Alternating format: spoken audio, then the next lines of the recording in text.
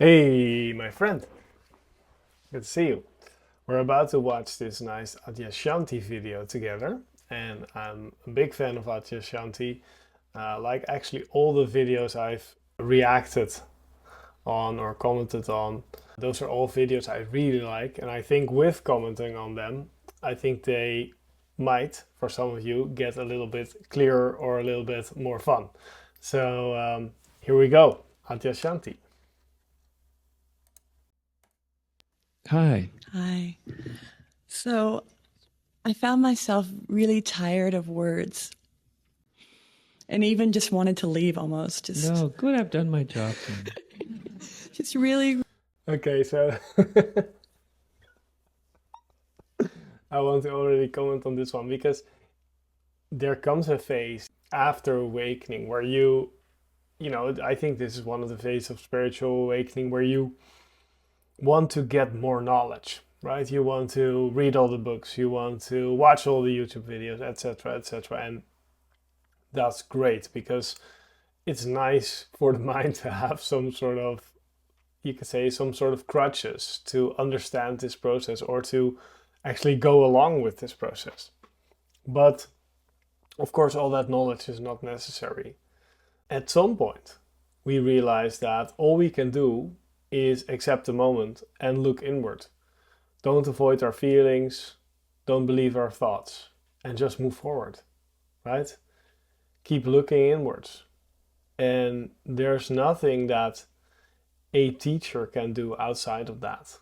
He can point you inwards. He can get you to look inwards. He can give a new perspective on that. But actually, all the work, or let's say 99.9% of the work, is all yours to do. So, yeah, you can definitely get tired of words like this woman is lovely describing. Really tired of words. Yeah. And I don't blame you. it's but then I felt like your presence, just being with your presence, felt good, so I decided to stay. Then you don't have to listen to the words. I didn't. Good for you. Hey, you might be getting this thing, huh? I actually went to an intensive with you a year ago. Mm-hmm. And I had some health issues, and I felt like that was keeping me really fixated. Mm-hmm. Was that struggle. And I thought it was the struggle with the health issues. Mm-hmm. Did we talk about this? We did. I went up and I talked to you. Yeah, I thought so. And I'm like, God, here I am, and I'm coming back to a retreat a year later. I'm still dealing with the same kind of struggle. Mm-hmm. And then it hit me. I'm addicted to struggle. Mm-hmm. So whether it's finances or relationships or health issues or whatever, it's not going to stop. Right. It's not. It's just not. Mm-hmm. And not as long as the addiction to struggle's there. Not as long as the addiction to struggle's there. Yeah, because the me, it must the only way it knows itself is in struggle. Yeah. And I got that. So the whole context of the me, right, of self, is by comparison, by having context, by separation is created by an idea that this is different than that, right? If we think that we are different, somehow special or more special or less special or cooler or less cool or better clothed or better behaved or anything like that, or worse in our behavior, right? We can also deflate ourselves. We can inflate ourselves and deflate ourselves. And both of that, when none of that is happening, there is just free fall into the moment. There is just this, right? There's just sights and sounds, hands and floors, colors and screens, and no longer any problem to be solved. But when we think we are different, or there's something to do to get this to be, good enough, or to keep recreating our specialness, then yeah, that's a hell of a job, and that creates a me, and that creates suffering. It's constant. Yes. It's every moment trying to control. Mm-hmm. And I just didn't recognize it because I was so caught in thinking it was around these health issues. Yes. Yeah. Yes. Because those are the bigger ones. Right. And then I had to be honest with myself that it's all the time. And it's like that willingness to surrender each moment to that fear of letting go, like letting essence, letting this deeper place in me just move. And that's the struggle, actually. That's like the core of it. And all the details and all the talking and philosophizing, all of that is just getting in the way of that kind of core struggle. Right. Yeah, so there's such an importance in seeing ourselves clearly, right? Seeing our own patterns, our own mechanisms clearly. I think there's this lovely quote by Dogen that Josh Putnam told me in our recent conversation, which is that Dogen said, you need to know yourself to be able to forget yourself. So, right, we need to know the self or authentically express and see the self before we can dissolve the self, right? And there's nothing dissolving the self. This is actually already just naturally happening, right? But we actually deny ourselves or hate ourselves or are ashamed of ourselves or anything like that. And that is why we're not fully seeing or confronting or being with ourselves. Right? When we are fully with ourselves, we actually see our struggle. And like this woman is telling about, and one of her struggles might be that we don't accept this. We don't accept ourselves. Right? There's something that's in the way that's not really accepting ourselves fully. Because when we fully want to accept ourselves, we see there's nothing to accept anymore. Because it falls away. Yeah, because it's not a philosophical thing. It's not a complicated thing, is it? Not at all. It's just struggle and the addiction to struggle. And the fear of the unknown. And that's it. It's just, that struggle is just a way of avoiding the unknown. That's all it is. Yeah. And all the talk, everything. It's nothing. Yeah, it's just... Everything that we think is sort of very complexly psychological, if you boil it all down underneath the psychological reasons for things, it's all one thing. It's avoidance of the void. Yeah. That's why. Yeah. Avoidance of the void. So that's so amazingly said. So all the me is, or all the self is, or all the ego is when we think we know something, right? The known. That's the mind. That's believing our thoughts. Knowing is believing our thoughts. And that's not true. We can't know anything. It's just a thought. We don't know how the future will go. Right? So I love Byron Katie's 4 questions. And the second question is, can you really for a fact know that this is true? And there's not so much that you can really know for a fact to be true, right? I would argue even that there's nothing that we can really be sure about. Because it's just concepts and ideas. It's memory. It's anything can happen. Right? But we want to avoid the unknown. We want to avoid the void. Like Adyashanti is beautifully saying that here. Because, right, the void is the unknown. And there's no one in the unknown.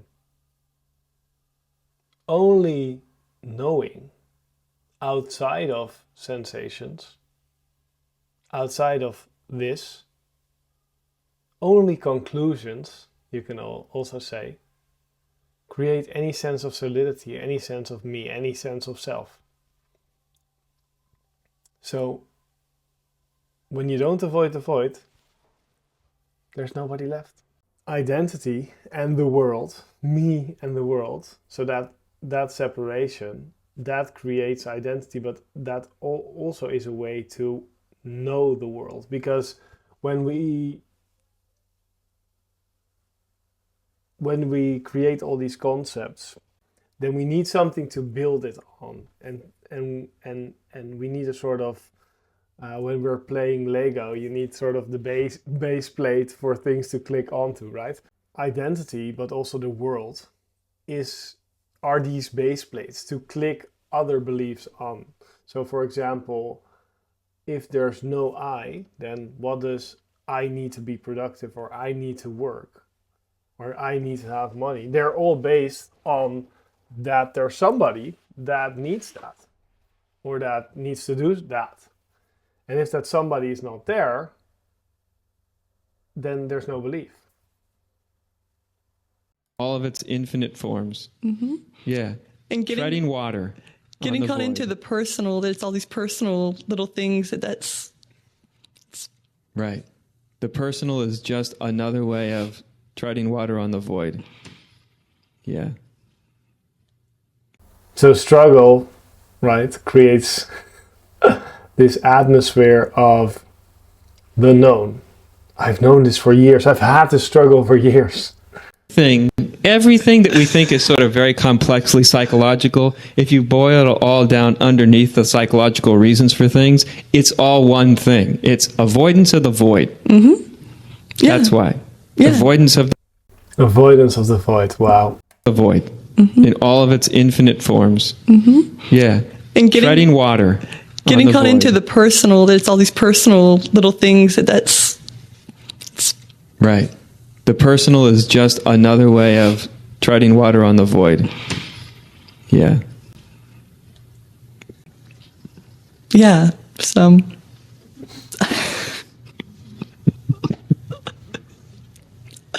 And all you do is just see it clearly. That's all you can do.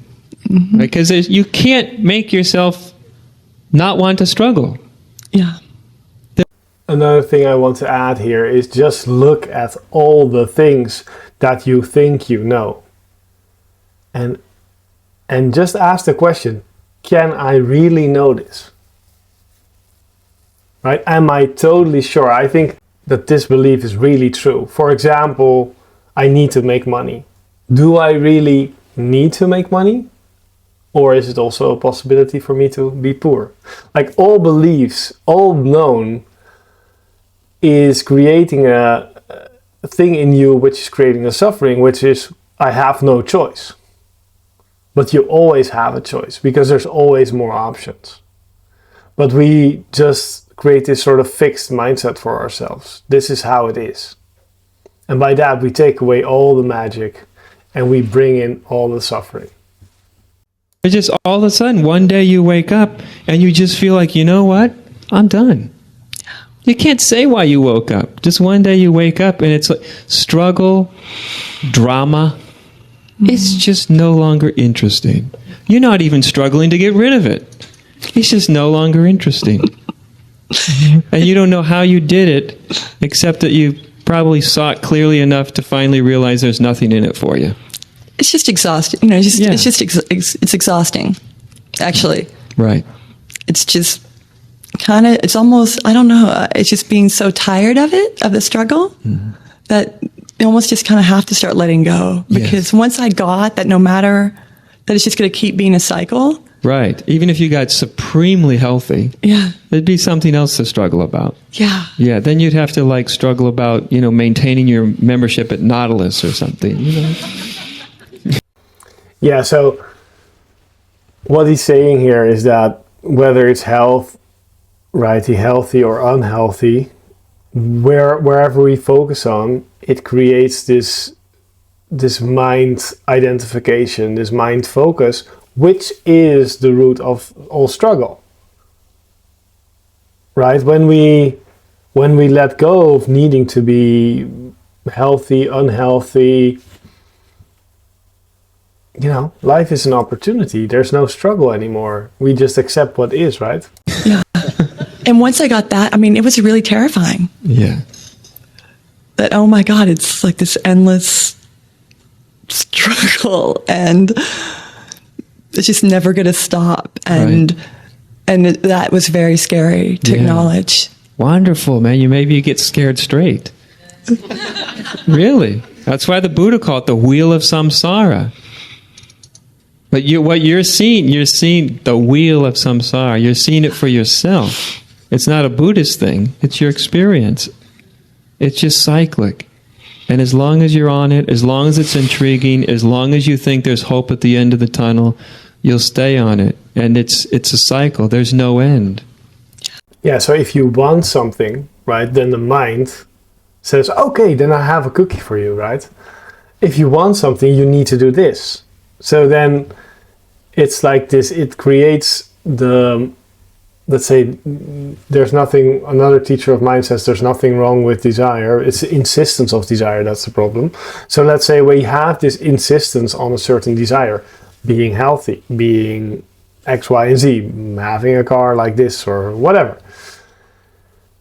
Then that creates endless opportunities to suffer, because we can try it in all these different ways, and we can, you know, try to force it in all these different situations. And in the end, that creates the struggle, right? That is the struggle. There is no finish line to it. And I think what keeps it going is there's some hope Yes.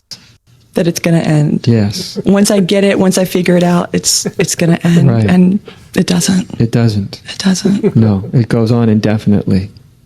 Yeah. You just realize it's not interesting. And then you're off. You never were on it, really. Just the idea of you. Yeah. Right? The wheel of samsara happens within you. You're not actually on it. But it seems that way as long as it's intriguing. I feel a little scared, though, somehow. Like like in coming to the realization and being willing to tell the deeper truth about it. Yes. It's kind of like being in that unknown. It is. And not knowing what the hell is going to happen. It is. Moment to moment in Right. that realization. Then. Yeah. You never... Yeah, so not knowing what this is and what will happen next, that is actually being honest with yourself. That is realization. If you would ask anybody or anyone in deep realization, like, what's going to happen or what are you going to do today? They would have no clue. Of course, there's stuff in their agenda, but nobody knows whether that will happen or not. Right? So there is no solidity. There's nothing to hold on to. That's the only truth. There's nothing for sure. Everything is the unknown. Like the Oracle of Delphi said that Socrates was the wisest man in the world, because Socrates knew nothing, or understood that after all this knowledge, he knew nothing. Knew anyway. Now you know you just never knew. Exactly. That's it. Nothing's changed. That's exactly it. Yeah. All that hope I finally got on a deep level, it's just not going to happen. And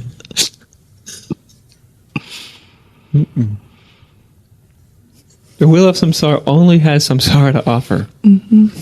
That's it. So nirvana, they say nirvana is samsara, or heaven is hell. And the hell is in the perspective. So samsara, the wheel of things happening, things are always happening. But if we want it a certain way, or if we're holding on to how it should be, that's suffering. So nirvana and samsara is the same thing. So the question is just, are we believing our thoughts? And avoiding the void, or avoiding our feelings. why do we do all the talking then? Like, when someone comes up, don't you just want to be like, it's all just suffering and... Oh, I'd love to. It just doesn't work that way. Mm-hmm. It'd be easier as I just say, you don't exist. Let's all go home. It's much truer than all this other nonsense, but it's just not particularly effective for most people. Yeah, If I prattle on long enough, even if one doesn't like it that much, it's because you see, when I'm really doing what I do well, I may not always do it well, but when I'm really doing it well, I'm speaking to what you already know. I'm not giving you information that you don't know. When I'm doing this well, I'm basically telling you what you know, reminding you. And so what you know starts to wake up. Right? Some parts of you may not like it at all, but it's what you know. And that's the part that if it hears it, goes, you know, I know that. And I know that. And you know, this guy doesn't know anything that I don't know. I might not know, and I knew it until now. But all the talk is to remind you of what you've known, what you already know. And I had to get sick of the talk. Yeah, and then you get sick of the talk. It's just because I listened to your tapes in my car. It's the same thing. No matter what, it's always the same thing. So it's like... Then you take a break. Enough of him. Adya. Yeah, forget it. Had it. Word. I thought he's a spiritual teacher. All he does is talk. I've had it with him. Put him in the shelf. Give him to a friend. Let your dog chew on it. Be with yourself. And then I got really tired of myself. Even better. I mean... Yeah, that's even better, like you said, because then you understand there is no self. I got tired of you and your words. I got tired of me and my words. Same. Yeah, It's identity, right? If you understand there's nothing to hold on to, then words lose their intrinsic meaning, and with that, everything loses its specialness, making, you could say, everything special or nothing special at all anymore. So that's why we can people that are into this stuff, they can, you know, stare at their pants for hours if they want, because it's endlessly fascinating. Yeah. Good. Yeah. Yeah. Thank you. You're welcome. Yeah. Okay. Yeah. I don't mind if I annoy people into awakening. That'll work. We basically annoy ourselves into awakening anyway, you know. Yeah, come on up. Yeah, so when there's nothing left at all, right? When we know there's nothing to gain, then we just look at what is here and what can be, or what wants to lose, you could say, wants to let go. It's a, you know, I think ego wants to add things. And then when we slowly start to become, you could say, our natural self, that natural self is empty, so it lets go of all these beliefs and ideas and should do's and should do nots. Much love to you. Thanks for watching this video with me. And Adyashanti is brilliant as always. Much love to you. Bye.